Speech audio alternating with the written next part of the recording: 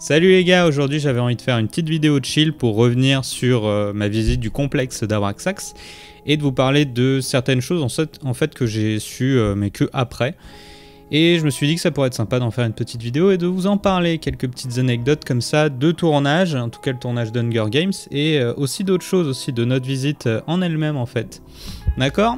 Allez, on va se voir ça tout de suite. Première petite chose, c'est que j'étais vraiment très agréablement surpris par l'état des bâtiments en général. Donc moi, ce que je savais, c'était que pour le tournage, ils avaient supprimé, ils avaient enlevé énormément de tags un peu partout. Ils avaient repeint certaines choses, notamment les portes qu'on voit au fond. Là, ça peut se voir. Donc là, il y en a un, mais honnêtement, sur tout le bâtiment, j'en ai vu 2-3, mais je m'attendais à bien pire, surtout que ça faisait du coup 7 ans qu'ils avaient fait le tournage, parce qu'ils ont tourné une semaine en 2015. Et donc il y a ce petit là, mais après ça se voit que sur certaines choses ça a été totalement enlevé, hein. Ici ça se voit qu'ils ont enlevé les tags. Et on voit aussi, là c'est des marcations de nettoyage en fait qu'ils ont fait pour le tournage. Il y a pas mal de petites choses qui restent comme ça, c'est assez sympa à voir. Mais ouais, j'ai été très agréablement surpris. Et première petite anecdote en fait, c'est que quand je suis arrivé, quand je suis reparti, j'ai envoyé les photos à ma mère et elle m'a dit « Ah mais je connais très bien et tout, j'avais une pote là-bas dans les années 80. » J'étais en mode « Quoi ? Quoi ? Sérieux ? Sérieux ?» Et ouais, en fait, elle me dit « Ouais, ça devait faire 2 ou 3 ans que c'était construit, donc ça a été construit en 1983. » Et elle m'a dit, ouais, vers 85-86, j'avais une pote qui avait un énorme loft dans ce complexe-là. Et c'est vrai que c'est pas très beau de l'extérieur, mais à l'intérieur, c'était ça. Bah, après, c'est toutes les banlieues parisiennes, c'est comme ça. C'est-à-dire que c'est extrêmement beau à l'intérieur. T'as des grands espaces, c'est super bien pour vivre. Mais après, des fois, là l'avantage, c'est que c'est un bâtiment qui est assez exceptionnel quand même. Donc, ils ont de la chance, mais en banlieue parisienne, tu as énormément de bâtiments comme ça qui sont hyper moches, mais qui sont très bien pour vivre à l'intérieur. Et donc ça, c'est quelque chose que j'ai un peu regretté au niveau du tournage, c'est que on a commencé un peu par l'endroit de la séquence de fin. Je savais pas comment rentrer par l'autre côté, parce que l'autre côté, il me semblait un peu craignos, parce que c'est les endroits qui sont où il y a le moins de lumière. Donc c'est toujours là où c'est le plus craignos. Et avec Lara, on y allait du coup à 11 h pour éviter ça, parce que moi j'ai vécu en région parisienne un petit moment. Et donc, tu sais comment t'adapter, tu sais où c'est que c'est craignos, c'est quand faut y aller, parce que les dealers, ils se lèvent pas avant midi, donc tu sais qu'il faut y aller aux heures du matin, quoi. C'est ça. Après, je m'attendais à bien pire niveau craignos, hein, et franchement, je trouve que ça va. Comparé à ce qu'on appelle les camemberts, enfin en tout cas ceux qui habitent Noisy-le-Grand, parce que moi j'habitais juste à côté à Villiers-sur-Marne pendant 2 ans.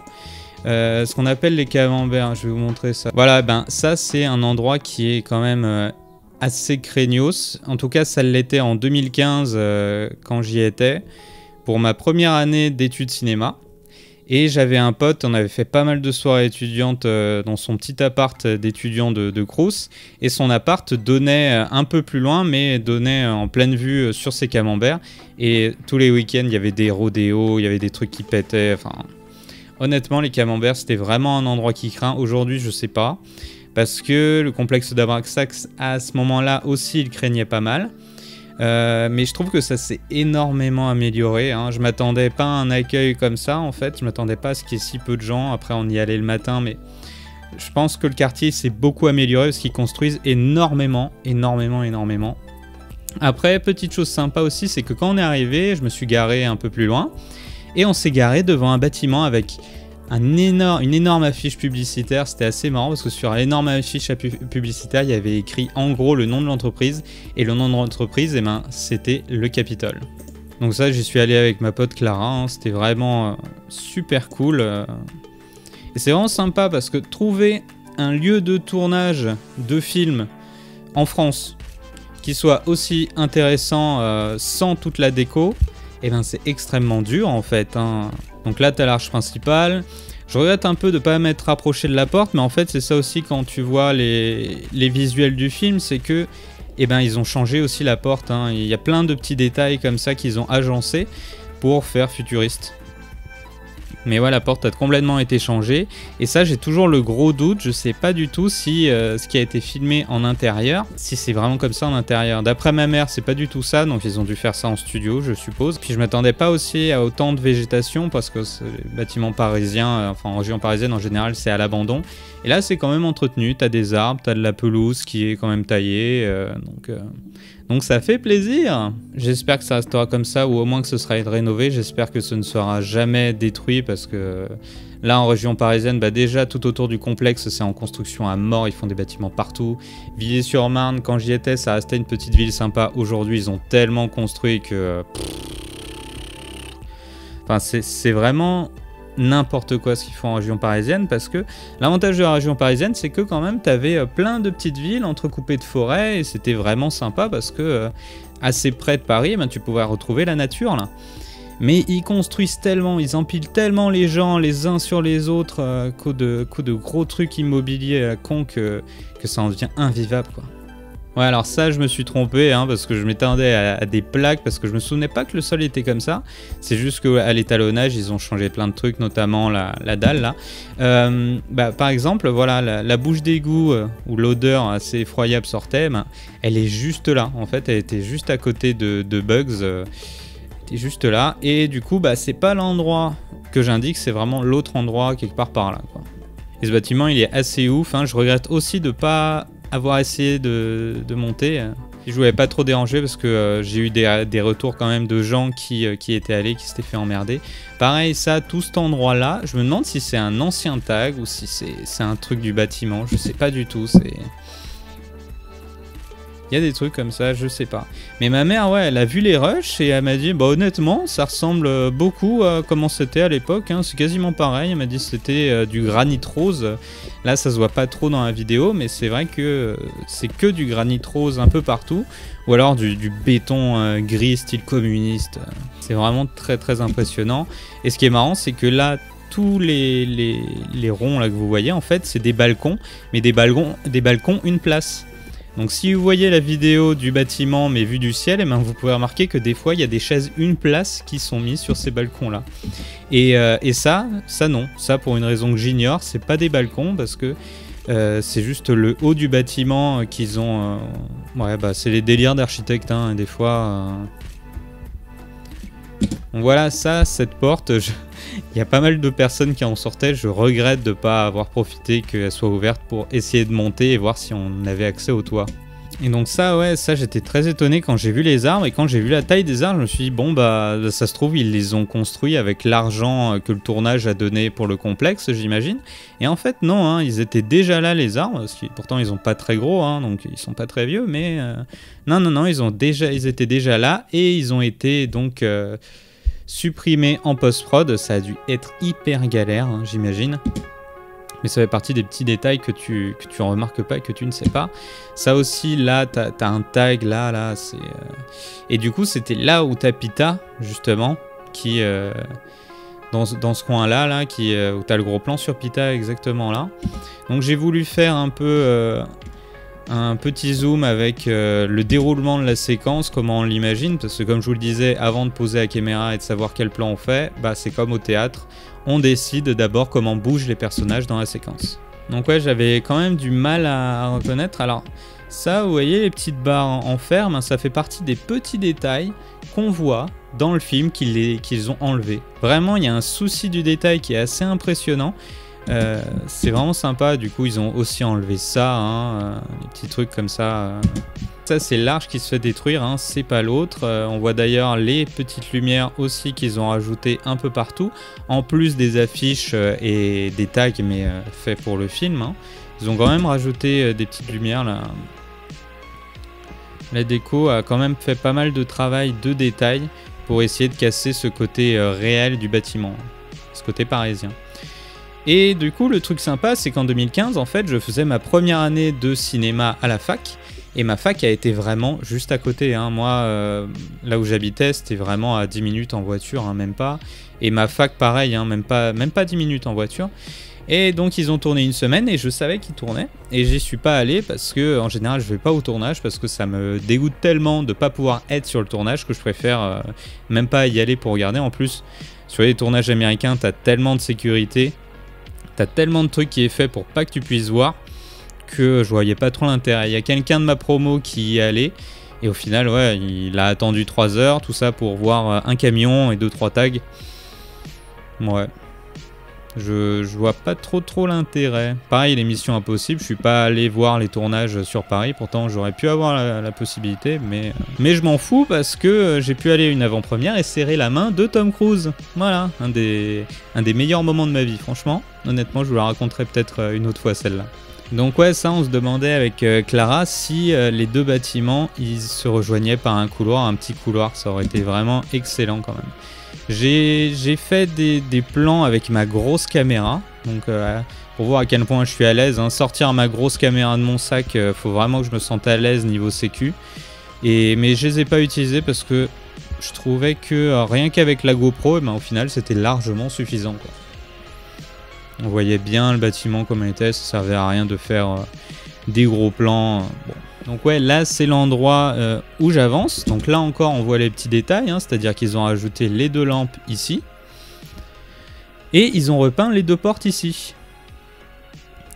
Les 2 portes qu'on voit là que bah, la peinture du tournage elle commence à s'écailler, elle commence à tomber. Hein. Voilà, c'est comme ça. Hein, et du coup ouais, ils ont ajouté les... Ah putain, il y a même une chaussette là.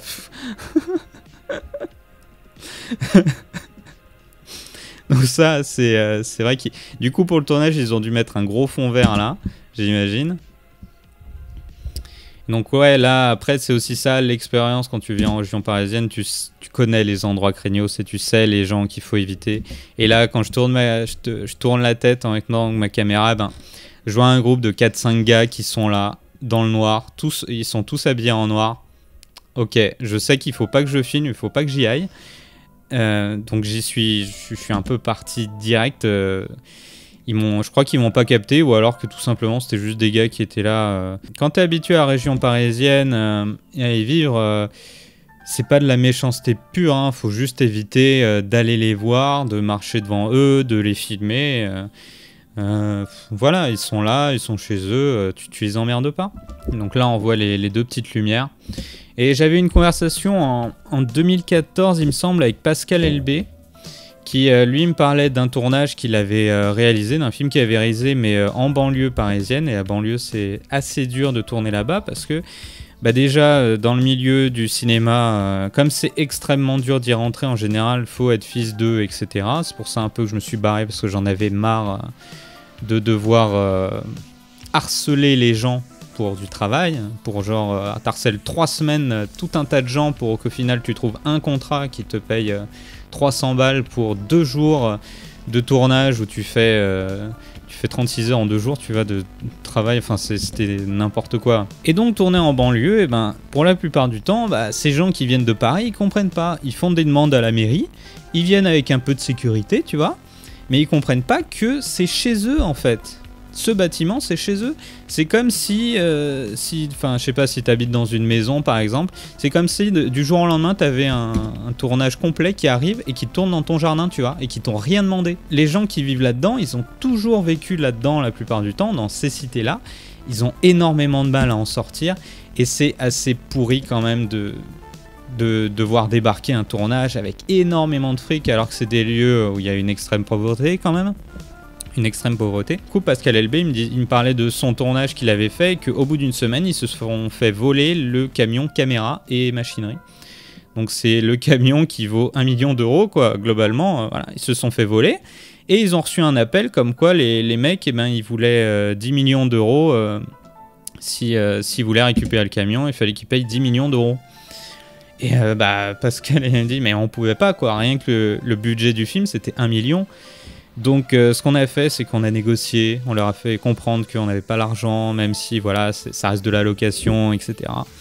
Et ils ont fini par faire une espèce de réunion secrète où Pascal LB a ramené une mallette de 10 000 euros facturée à la production, et ils ont échangé la mallette de 10 000 balles contre le camion. Souvent, ce qu'on a, c'est que sur les tournages maintenant, ces Parisiens qui tournent et qui comprennent toujours pas ce qu'est la banlieue parisienne, ils engagent ce qu'on appelle des coordinateurs, c'est-à-dire des gens qui sont là pour parler avec les habitants des banlieues et voir avec eux comment on fait les choses. Quand c'est des gens qui sont de la cité eux-mêmes, ça marche un peu, mais la plupart du temps, ça reste toujours un peu les mêmes coordinateurs qui sont un peu extérieurs à la cité et ça reste emmerdant, donc c'est toujours tout un tas de sécurité qu'il faut voir venir. Pareil sur le tournage d'Hunger Games, ils ont été hyper secrets avant le tournage, ils ont mis plein de sécurité et pourtant en une semaine ils se sont fait voler pas mal de trucs en fait. Je trouve qu'au niveau des tournages dans les banlieues, il n'y a toujours pas ce respect et les gens qui se mettent à tourner dans les banlieues parisiennes, c'est des gens qui n'y habitent pas et ils comprennent pas l'ambiance que c'est et comment il faut s'y prendre et que tout simplement tu vas tourner dans le jardin de ces gens quoi, tout simplement. Donc l'autorisation de la mairie ça suffit pas, il faut aller voir ces personnes et discuter avec eux quoi, avant de décider quoi que ce soit, tout simplement. Mais vraiment très très bonne expérience, je suis content d'y être allé le matin et je trouve que ce quartier il s'est bien amélioré depuis. J'espère que cette petite vidéo anecdote vous aura plu. Comme d'habitude, mettez un like sur la vidéo si vous avez aimé. N'hésitez pas à me donner vos expériences en commentaire si vous êtes allé sur ce lieu-là, en espérant que vous n'ayez pas eu d'ennui. Et en tout cas, je vous dis à la prochaine pour une prochaine vidéo. Bon week-end!